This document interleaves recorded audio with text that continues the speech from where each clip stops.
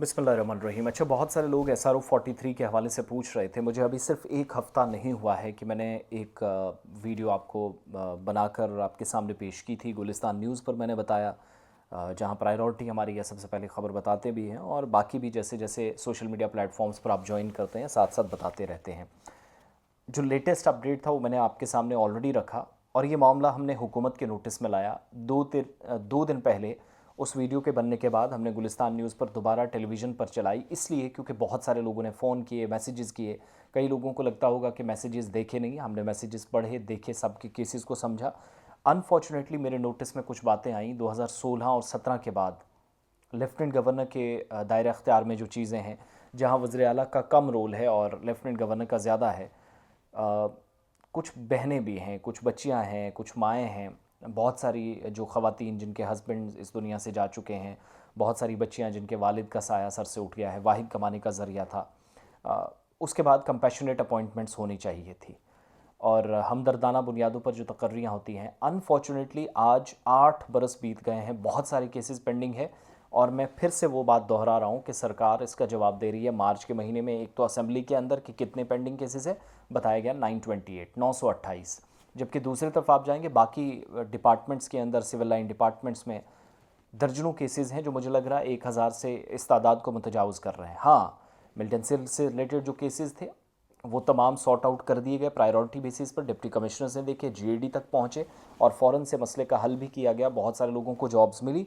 But when it comes to SRO 43 तो मैं सरकार के एक मिनिस्टर से भी मेरी बात हुई, वहाँ से एक और जवाब का मुझे इंतज़ार है, वो मिलेगा तो मैं दोबारा से अपडेट करूँगा। लेकिन एक जवाब के मुताबिक वही डिटेल्स वापस मुझे बताई गई कि इसके अलावा कोई पेशरफ नहीं। और चीफ़ सेक्रेटरी के साथ एक मीटिंग हुई है जिसमें लास्ट मीटिंग में इस मामले को डिस्कस किया गया है वज़ीर आला साहब की तरफ से।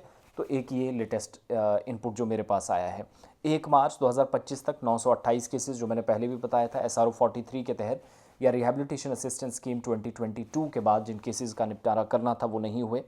और 928 में से सरकार के मुताबिक 2024 में एक साल में SRO 43 के तहत जो प्रोग्रेस हुई 1116 केसेस को अप्रूव कर दिया गया, जॉब्स मिल गई, अपॉइंटमेंट लेटर्स मिल गए।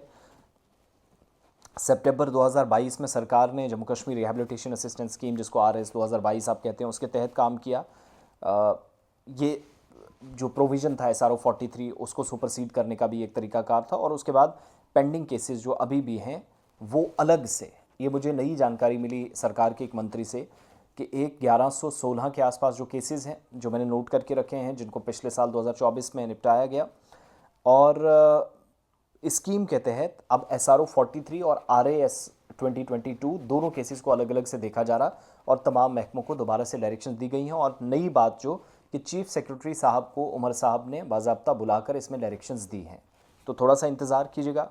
फास्ट ट्रैक बुनियादों पर डिस्पोजल करने के लिए डिपार्टमेंट्स को कह दिया गया है। अब अनफॉर्चुनेटली बहुत सारी चीज़ें जो वो नहीं हो रही हैं और इन केसेस में 345 केसेस जो हैं वो सिर्फ और सिर्फ प्रोसेस काफ़ी डिले चला। 1279 applications RAS rehabilitation assistance scheme के जो डिपार्टमेंट्स को भेज दी गई हैं इस सरकार के रिप्लाई के मुताबिक, जो ऑलरेडी मैंने आपको बताया भी था कुछ चीज़ें। 345 केसेस जो हैं 928 में से वो एजुकेशन डिपार्टमेंट के हैं, 82 अपना क्या कहते हैं forest ecology and environment department है, और होम डिपार्टमेंट के भी बहुत ज़्यादा केसेस 100+। तो ये सारी सूरत हाल अब तक की है जो अथॉरिटीज़ ने हमें बताया है। रेस्ट इसके अलावा कुछ मिलेगा। हमने दोबारा उमर साहब के नोटिस में लाया, उनके दफ्तर के नोटिस में लाया, फिर एक मिनिस्टर से बात, उन्होंने कहा कि चीफ सेक्रेटरी साहब को स्पेशली बुलाकर चीफ मिनिस्टर साहब ने ये बात कही है, एक तो कैबिनेट में भी, उसके अलावा भी, कि फास्ट ट्रैक बुनियादों पर डिस्पोज ऑफ किया जाए केसेस का। अब डिस्ट्रिक्ट वाइज पेशरफ्त नहीं हो रही है, वहाँ पर डायरेक्शंस चली गई हैं। कोई अगर लेटेस्ट इनपुट वहाँ से मिलता है तो मैं ज़रूर दोबारा आपके सामने इसी तरह एक छोटा सा स्टेटमेंट रखूँगा।